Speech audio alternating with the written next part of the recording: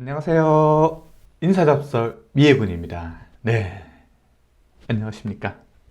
네, 정말 또 오랜만에 인사드리죠. 네, 제가 또 이렇게 오랜만에 인사드리게 된 거는요. 뭐 회사 뭐 이전 이런 것도 있었지만 가장 큰 건 요거였어요. 그냥 한 사람이 뭐 몇 명 있었는데 그중에서 가장 큰 한 사람이 정말 저의 멘탈을 흔들었었어요. 네가 뭔데 그러냐? 막 이런 식으로 해서 이 새끼 이상한 놈이네. 너 완전 사업주 편에서 이런 방송을 하는 거냐? 사업주한테 돈을 얼마나 받고 다니냐? 막 이러면서 막 인격 모독을 하시길래 그랬어요. 예. 그래가지고 멘탈 좀 흔들렸다가 다시 이제 그래 사람들은 뭐 이런 사람 있고 저런 사람 있고 그런 거지. 그래가지고 이렇게 다시 멘탈을 부여잡고 다시 영상을 시작합니다. 네. 앞으로도 잘 부탁드리고요. 그리고 언제든지 궁금한 내용 있으시면 여기 agile88 네이버닷컴으로 메일 주시기 바라겠습니다. 아시겠죠? 네. 그러면 제가 준비한 첫 번째 영상은요. 이겁니다. 지원자 동의 없이 평판 조회를 하면 안 되는 이유. 이겁니다. 네. 당연히 지원자의 동의 없이 평판 조회를 하면 안 되겠죠. 그쵸? 하지만 이러한 내용들은 모두 다 법령에 다 나와 있기 때문에 이것을 위반했을 경우에는 제일로 큰 경우에는 형사고발 그리고 뭐 괜찮은 뭐 좀 낮은 단계로는 뭐 벌금 이런 것들이 있어요. 그래서 이런 부분에 대해서 사례를 들어서 하나씩 찾아보자고요. 아시겠죠? 자, 첫 번째입니다. 지원 회사의 인사 담당자가 기존 재직 중인 회사의 인사 담당자에게 이 사람에 대해서 평판 조회를 한 경우입니다. 이거 모두 다 지원자의 동의 없이 진행된 내용들입니다. 이랬을 경우에 어떠한 처벌을 받느냐 이거인데요. 자, 여기서 가장 중요한 거 하나 알고 가시면 되겠습니다. 인사 담당자는요, 개인정보 처리자예요. 그렇죠. 왜냐면 여러분들에 대한 뭐 주민번호, 뭐 경력사항 이런 저런 내용들을 우리는 다 수집을 하잖아요. 그래서 여러분들에게 입사를 하시면 저희는 개인정보 수집에 대한 동의서를 그쵸? 받고 있고 그리고 이 내용들을 저희가 관리를 하게 되는 거죠. 그래서 대부분의 인사 담당자는 회사의 개인정보 처리자입니다. 아시겠죠? 그러면 개인정보 처리자 2명이겠죠. 지원한 회사의 인사 담당자랑 그다음에 인사 담당자가 이 지원자의 지금 다니고 있는 회사 아니면 전 직장의 회사의 인사 담당자한테 전화를 한 거잖아요. 그렇죠? 동의 없이 이러한 상황에서 서로 이 사람에 대해서 이렇게 개인정보를 주고받고 한 거잖아요. 이랬을 경우에는 여기 나와 있는 것처럼 이거는 개인정보 보호법입니다. 여기에 나와 있는 내용들을 보면요. 자, 71조 벌칙 아래에 해당하는 자는 5년 이하의 징역 그러니까 형사처벌이 되는 거죠. 또는 5천만 원 이하의 벌금에 처한다 라고 되어 있어요. 어떤 내용이냐면 정보 주체의 동의를 받지 않고 개인정보를 제3자에게 제공한 자 그렇죠? 이 사람이잖아요. 기존 재직 중인 회사의 인사 담당자 이 사람이잖아요. 그렇죠?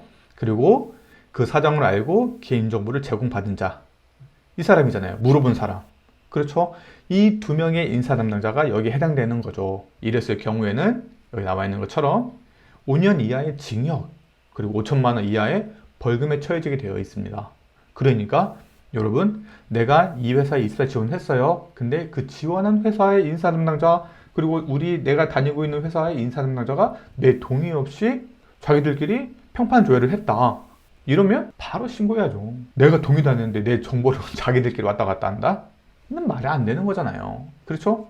그러니까 이런 일이 발생됐다. 그러면 그냥 바로 그냥 아시겠죠? 그러면 또 다른 내용이 하나 있을 수 있어요. 어떤 거냐면 지원회사의 인사 담당자가 기존 재직 중인 회사의 인사 담당자가 아니라 동료들에게 평판 조회를 한 경우입니다.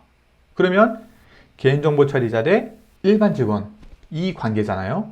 이랬을 경우에 이 회사의 인사 담당자는 어떠한 벌에 처해지냐?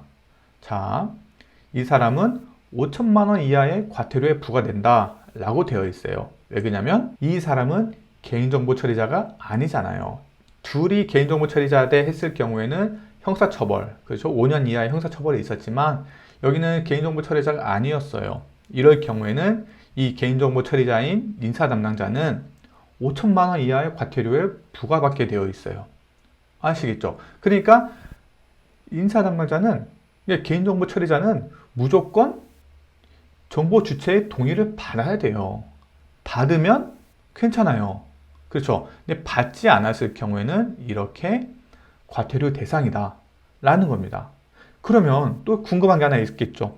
이 사람은요, 이 동료는 벌 안 받아요? 벌 받아야죠. 그렇죠? 동의 없이 자기들끼리 개인정보를 주고받았는데 벌 안 받으면 이상하잖아요. 그렇죠? 정보 제공을 한 회사 동료는 여기 나와 있는 것처럼 명예훼손죄에 해당된다 이 말입니다.